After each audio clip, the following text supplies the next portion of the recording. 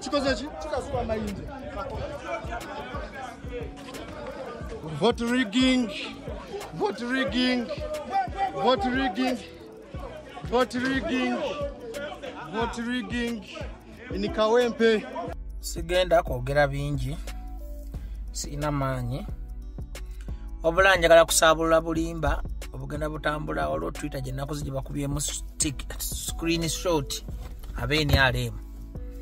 Nakoze opinion poll ku macha nembagamba nana wangula Kawempe nalukola nafuna 78 Farida Nambe nafuna 9 Nsereko nafuna 9 Lusa nafuna 6 nene alemu ekozeemu screenshot negamba nti Kawempe kyawedde dda abadde nalukola zibabbye ne bayiwa 78 olaba mu bobululu ku Twitter ola akaground ke mutabbe buli muntu ayagala okakasa ekituufu mbiraba ku Facebook ne mu WhatsApp z'abantu bazimpereza nga mulaga nti endale mwe wangudde opinion poll zange ku Twitter kitali kituufu si kituufu ayagala okakasa amazima genda ku Twitter olabe post yange gye nataddeyo ku macha nalukola yawangudde opinion poll ne wana basajja balagirawo ddala nti babbi era bakozeemu Photoshop ne Photoshop ngitaddeyo ku Twitter bakwa Twitter yange bagikwatamu ne mala netambula ne Photoshop ngitaddeyo nga beewadde 78 abafunye omwenda kati suubire sike mugenda okukola ku Lwokuna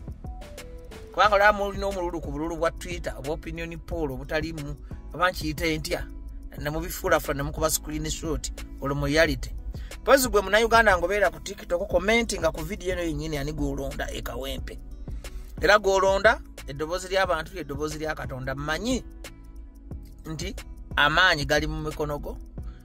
Feel free to vote anybody you want.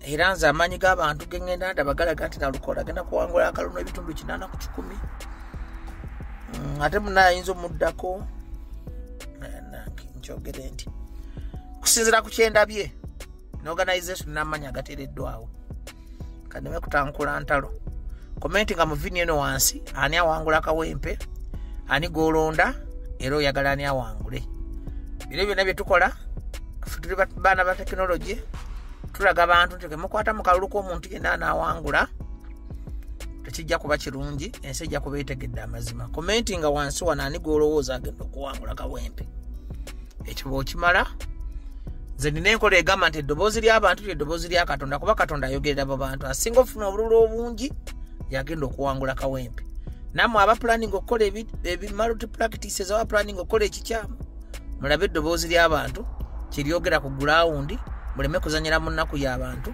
wadde okuzanyira mu maanyi gaabwe n'obuyinza bwabwe awo tujja kumanya nti baabaloga bubbi oba baabaloga kukwata mu nva awo tuleke tulabe ekiddako.